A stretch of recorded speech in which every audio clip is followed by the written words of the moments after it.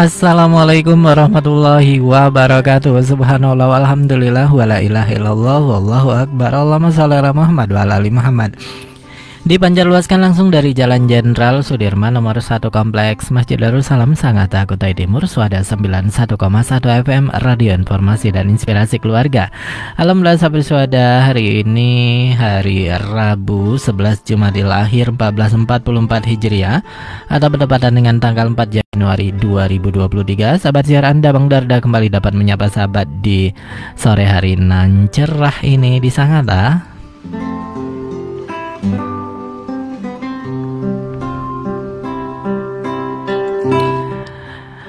Apa kabarnya sahabatku semua? Masya Allah, semoga senantiasa sehat ya, selalu berbahagia dan dalam lindungan Allah Subhanahu wa Ta'ala. Baik sahabat saudara, kita lalu jumpa kita dengan mengucapkan basmalah bismillahirrahmanirrahim. Ya sahabat saudara, tak terasa ya, sekarang sudah masuk tahun baru, tahun 2023 Masehi. Dan tahun ini tentunya sahabat semua punya target-target yang sudah diancang-ancang tuh di awal kemarin ya, di akhir tahun 31 Desember atau di awal tahun di 1-2 Januari ya. Nah sekarang udah masuk tanggal 4 Januari. Apa nih target-target sahabat semua? Semoga tercapai ya tahun ini, amin ya rabbal alamin. Mungkin target tahun ini yang diambil adalah target-target yang tahun kemarin tidak tercapai. It's okay, tidak ada masalah ya. Karena kita manusia kan cuman berusaha, ikhtiar, yang menentukan berhasil atau tidaknya adalah Allah Subhanahu wa Ta'ala gitu ya sahabat saudara. Oleh karenanya mari kita menjadi pribadi-pribadi yang senantiasa selalu bersemangat, senantiasa optimis, yakin kepada Allah Subhanahu wa Ta'ala, dan kita meyakini bahwa apa yang diberikan Allah Subhanahu wa Ta'ala untuk kita itulah yang terbaik. Oleh karenanya apapun di tahun 2022 kemarin ya, kemarin kan banyak status-status di media sosial seperti Facebook misalnya, ya banyak hal sih yang diungkapkan oleh netizen ya. Terima kasih sudah menemaniku selama 1 tahun gitu ya. 365 hari, banyak suka duka di sana ya. Diceritakan oleh netizen tersebut betapa keluarganya si ini meninggal dunia, juga ada musibah ini itu ya. Nah apapun itu sahabat saudara, sekali lagi semua hal yang terjadi pada diri kita itu terjadi atas izin dan kehendak Allah Subhanahu wa Ta'ala. Oleh karenanya kita sebagai muslim yang baik harus menerima dengan ikhlas, lapang dada apapun yang Allah berikan pada kita. Oleh karenanya kita senantiasa berdoa kepada Allah Subhanahu wa Ta'ala, ya Allah, berikan hamba atau ajari hamba cara bersyukur kepadamu ya, atas segala apa yang kau berikan padaku ya. Dan tentunya kita sebagai manusia wajar sih memang ketika kita merasakan hal yang tidak sesuai dengan keinginan, tidak sesuai dengan harapan, cita-cita, rencana, ya wajar kecewa di awal. Tapi jangan sampai kecewaan itu berlarut-larut sahabat swada, yang pada akhirnya setan gampang masuk menggoda kita dan melakukan hal-hal yang tidak dikehendaki oleh Allah Subhanahu wa Ta'ala. Nauzubillah min zalik. Nah sekarang sudah masuk tahun baru, tahun 2023. Bagus sih yang disarankan oleh para ahli keuangan misalnya, atau ahli motivasi ya, motivator. Yuk buat resolusi target-targetmu di tahun 2023. Itu bagus banget sih menurut Bang Darda ya. Berarti Bang Darda ada resolusi dong. Dulu sangat ketat ya, maksudnya ada selalu resolusi. Alhamdulillah atas izin Allah tercapai ya, dominan tercapai. Tapi ada juga yang belum tercapai. Tidak ada masalah. Nah seiring bertambahnya usia ya, hal-hal yang diinginkan tadi kan, cita-cita banyak itu, keinginan yang banyak itu biasanya di muda ya, di usia-usia muda. Nah alhamdulillah atas izin Allah Subhanahu wa Ta'ala banyak hal-hal yang sudah tercapai ya, sehingga di akhir-akhir ini membuat resolusi tidak seketat waktu itu. Jadi cukup misalnya, oke, aku karir mau gimana nih, dalam hal ekonomi apa nih, aku mau investasi di mana, aku mau beli emas berapa gram tahun ini misalnya ya, aku punya tabungan berapa, aku harus beli produk reksadana apa nih, dan lain sebagainya. Di bidang sosial apa ya, dan misalnya juga, oh aku tahun ini harus baca buku nih sebulan sekali misalnya 1 ya, karena zaman sekarang sahabat saudara sangat susah sangat susah sekali ya baca buku ya sahabat saudara, karena kita sudah digempur oleh tulisan-tulisan di media sosial yang cenderung ringkas, cepat ya. Kita cenderung ke sana, cepat, instan. Nah, sehingga buku-buku yang sebenarnya menambah ilmu kita, wawasan kita itu mulai ditinggalkan. Nah, oleh karenanya insya Allah nih di Inspirasi Sore, di talk show berikutnya Bang Dada ingin mengundang salah satu narasumber yang kita akan membicarakan tentang tahun baru target membaca buku. Nah itu ya, insya Allah beliau intens di perpustakaan salah satu tempat di Sangatta ya, organisasi di Sangatta.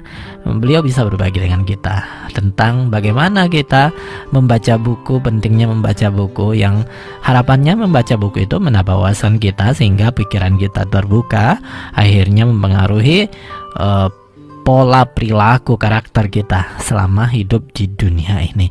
Nah baik sahabat saudara, ngomong-ngomong tentang buku, Bang Dada akan berbagi dengan sahabat saudara buku Hidup Damai Tanpa Berpikir Berlebihan, karya Tsuneko Nakamura dan Hiromi Okuda. Mereka ini adalah dokter ya, dokter di Jepang yang sekarang usianya sudah Masya Allah luar biasa, tapi beliau mau berbagi dengan kita. Nah kali ini Bang Dada akan berbagi dengan sahabat saudara tentang jangan habiskan energi untuk mengubah orang, gunakan energi untuk berpikir apa yang harus dilakukan agar bisa menjalani hidup dengan menyenangkan. Wow ya. Bang Dada kadang ada hal-hal yang sepakat, ada yang tidak sepakat sih, memang ya wajar lah, dalam sebuah buku kan itu adalah pemikiran si penulis ya. Nah kita dengan pengetahuan kita, dengan ilmu yang kita dapatkan, apalagi dalam Islam kan tentunya kita sudah punya batasan-batasan apa yang harus bisa dilakukan, apa yang tidak boleh dilakukan. Nah sehingga tidak ada masalah kita menjadi pembaca yang kritis ya, dan kita ambil yang baik-baiknya, sehingga di buku Tsuneko Nakamura ini luar biasa, banyak hal-hal baik yang bisa kita contoh, meskipun ada beberapa hal yang kita luruskan di dalam sisi Islam seperti apa kita menyikapinya. Nah dalam hidup ada banyak hal yang tidak sesuai dengan apa yang kita pikirkan. Ya benar ya sahabat saudara, betul sekali. Padahal seharusnya seperti ini. Kenapa dia selalu seperti itu sih? Itu senantiasa kita lakukan ya sahabat saudara. Cara itu salah. Kata Tsuneko Nakamura, cara itu salah. Ketika manusia berkumpul akan lahir berbagai ketidakadilan dan ketidakpuasan. Di perusahaan yang awalnya dianggap luar biasa pun seiring waktu akan terlihat hal-hal yang tidak menyenangkan. Betul. Setelah hidup bersama untuk waktu yang panjang, orang yang awalnya dinikahi karena rasa sayang pun kadangkala akan memperlihatkan sikap yang sulit untuk ditolerir. Manusia itu sangat cepat berubah ya sahabat saudara. Masya Allah ya, kita tidak tahu dulu sahabat kita ketika kita di sekolah, ketika kita di kampus, Masya Allah perilakunya luar biasa, menjadi bestie kita lah istilahnya ya. Namun 10 tahun yang akan datang, atau ketika bertemu kembali setelah lama tidak berjumpa, wow ya, bisa cepat berubah sekali ya. 180 derajat beda banget dengan yang dulu. Bisa saja terjadi sahabat saudara. Pun dengan kita ya sahabat saudara, kita tidak bisa menjamin kita terus dalam kondisi yang baik. Na'udzubillah min dzalik ya, ketika kita berubah. Tapi dengan izin Allah Subhanahu wa taala, dengan usaha kita, ikhtiar kita mempertahankan lingkungan yang baik. Semoga saja Allah terus menetapkan hati kita di atas agama yang lurus ini. Amin ya rabbal alamin. Selama ini saya mendengarkan bermacam-macam keluhan dari pasien-pasien yang datang berkonsultasi, dan saya tidak bosan mendengarkannya. Jika dalam hidup ada orang yang sangat tidak menyenangkan atau dirasa tidak cocok, yang paling meringankan adalah hidup terpisah dari orang tersebut. Jika ada orang yang keberadaannya sangat tidak menyenangkan sehingga menyusahkan dan membuat hati Anda sakit, beranikan diri untuk menjauh. Dan dewasa ini berhenti bekerja lebih mudah untuk dilakukan, dan perceraian bukan hal yang langka ya, kata Tsuneko Nakamura nih. Nah sahabat saudara gimana nih, setuju nggak dengan pendapat Tsuneko Nakamura? Ketika ada orang yang ya kita tidak menyukai dia, tidak menyenangkan bagi kita, ya udah jauhi itu, tinggalkan itu. Ya pun dengan ketika kita tidak menyenangkan di lingkungan pekerjaan, ketika menemukan teman-teman yang toksik, bahasa sekarang kan toksik ya, yang tidak memberikan dampak positif bagi kita, ya kalau memang bisa ditinggalkan, Bang Dada sepakat banget ya. Kecuali mungkin ya jangan sampai kita tidak berpikir panjang ya. Pernah juga dibahas Neko di sini. Kalau memang Anda yang lebih tahu dengan kondisi Anda sekarang, kalau memang kesulitan mencari pekerjaan setelahnya, belum siap dengan segala sesuatunya, ketika meninggalkan pekerjaan menyebabkan kondisi ekonomi rumah tangga Anda jadi goyah, ya sebaiknya pertahankan sebentar sambil mencari peluang-peluang yang lain. Namun ketika Anda sudah siap dengan segala konsekuensinya, Anda juga siap dengan pekerjaan baru, ya lebih baik tinggalkan saja. Untuk apa berlama-lama dengan lingkungan yang tidak baik tersebut? Itu ya sahabat Sada, sepakatnya Bang Dada di sana. Namun ya lagi-lagi Anda yang lebih tahu dengan kondisi Anda sendiri ya sahabat Sada. Dan juga Suneko Nakamura mengatakan di sini perceraian bukan hal yang langka. Wow, benar banget ya sahabat Sada. Bahkan di salah satu provinsi di Jawa Barat pernah Bang Dada membaca beritanya, hampir berapa persen ya, 80-an sampai 90% terjadi perceraian di daerah tersebut. Dan itu rata-rata PNS waktu itu dikatakan ya. Kenapa ya?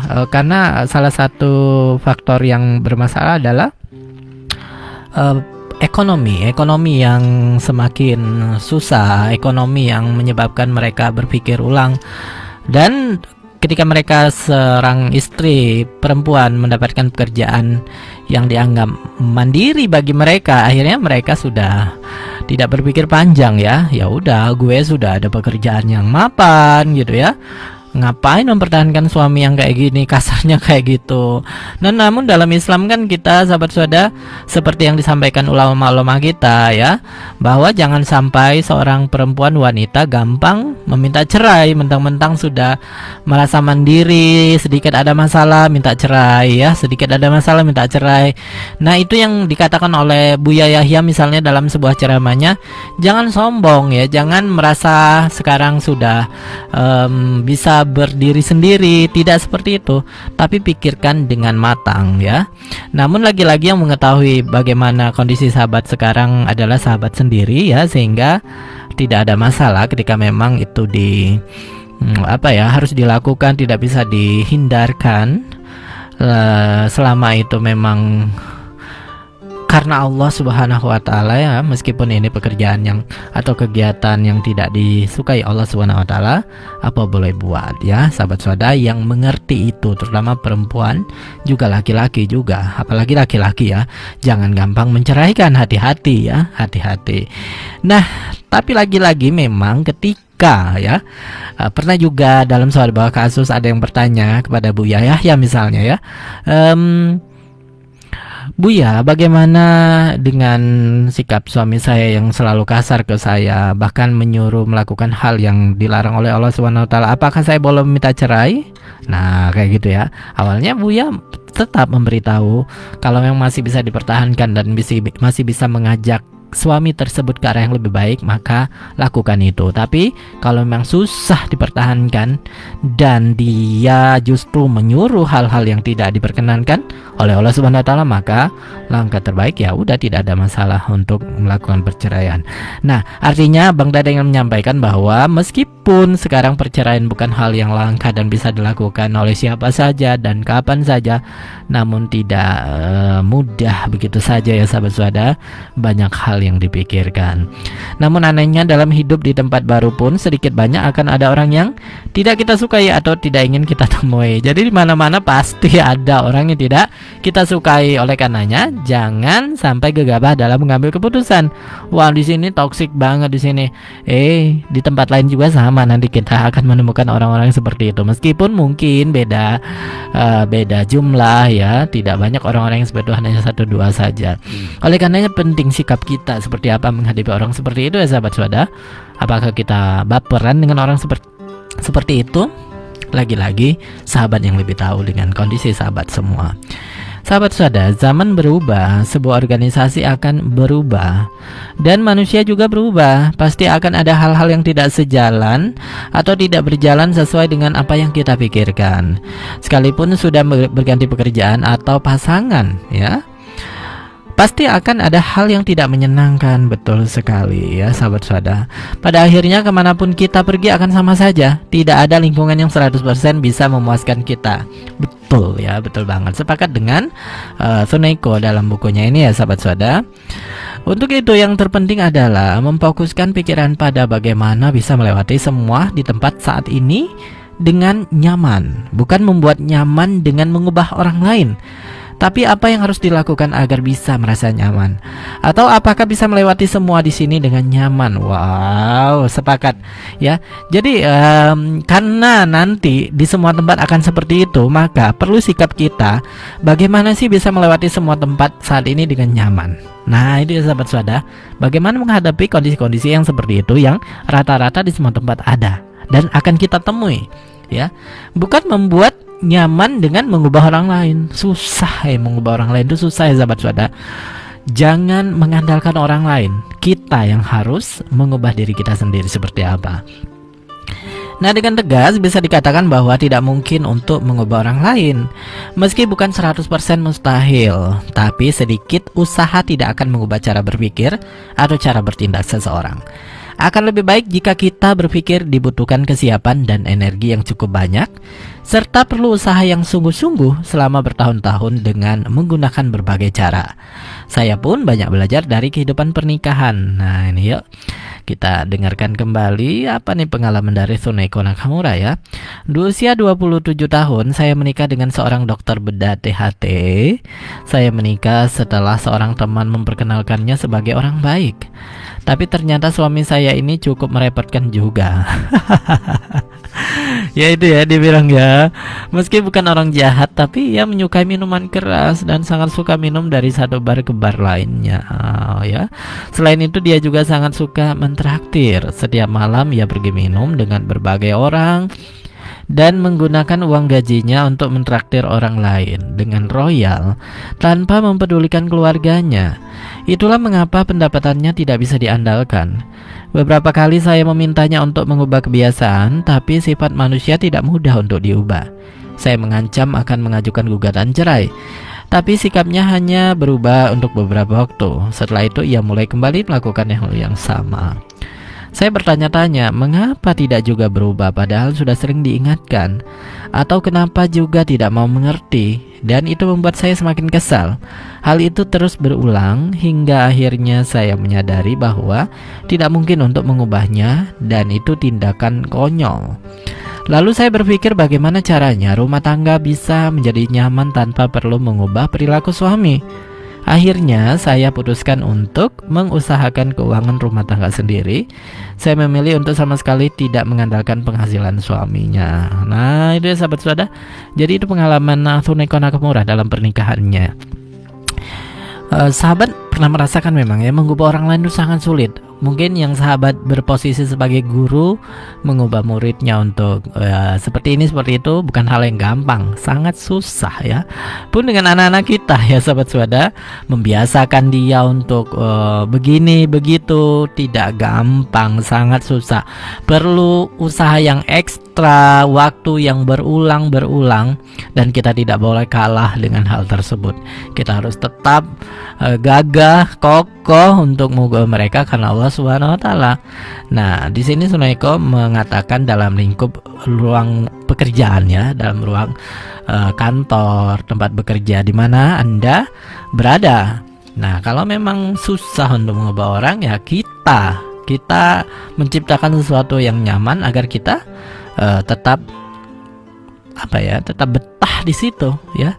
Tidak stres akhirnya. Kami memiliki 2 anak laki-laki dan saya merasa telah membuat mereka sedih di masa kecil mereka.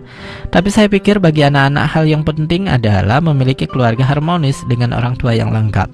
Karena itu saya berusaha sebisa mungkin untuk melanjutkan kehidupan sehari-hari dengan tenang. Masya Allah. Lalu bagaimana dengan stres yang menumpuk dalam diri saya? Nah ini ya. Stres itu saya lepaskan dengan saling membicarakan keburukan suami dengan pasien. Iya, iya, iya, iya. Jadi sahabat sahabat ini Suneko ini kan banyak pasien yang konsultasi ya, mungkin membicarakan kehidupan rumah tangga. Dan untuk ternyata kondisi rumah tangga Jun juga begitu, ada keluhan-keluhan. Dan untuk menghilangkan stresnya, Suneko Nakamura membicarakan keburukan suaminya dengan pasien tersebut. Ya mungkin itu cara Suneko ya.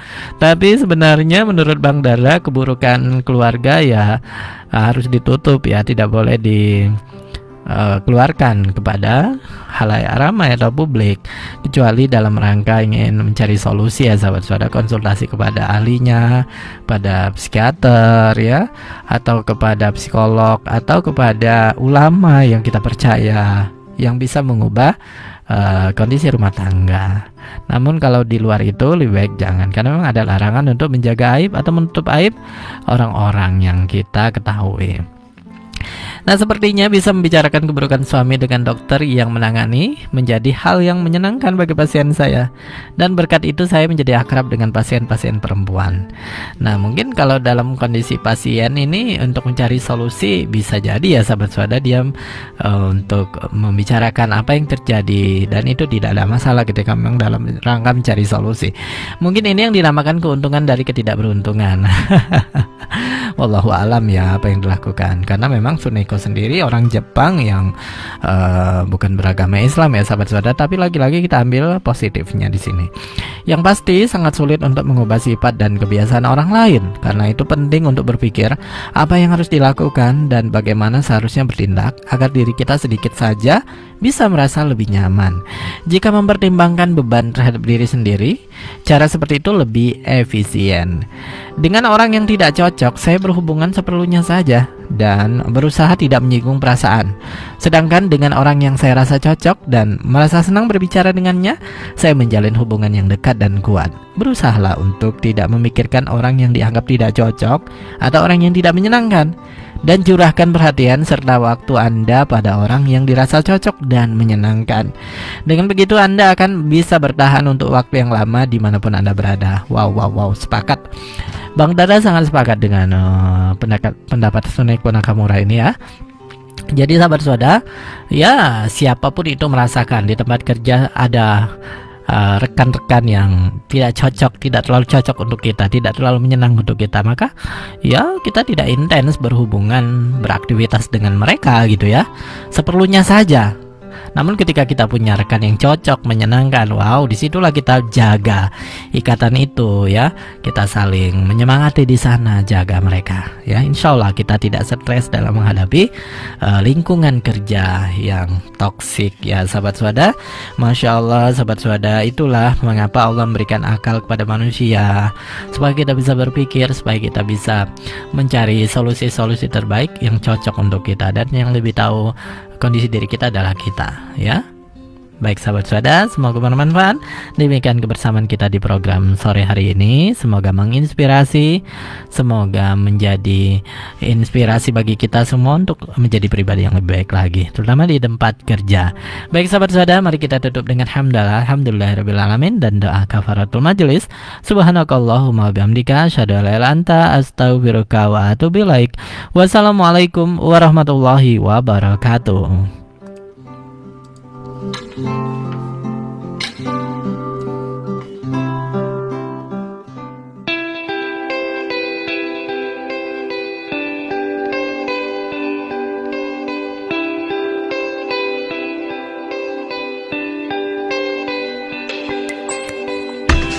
Tiga hari terakhir ku coba putuskan semuanya. Maafku harus pergi karena ku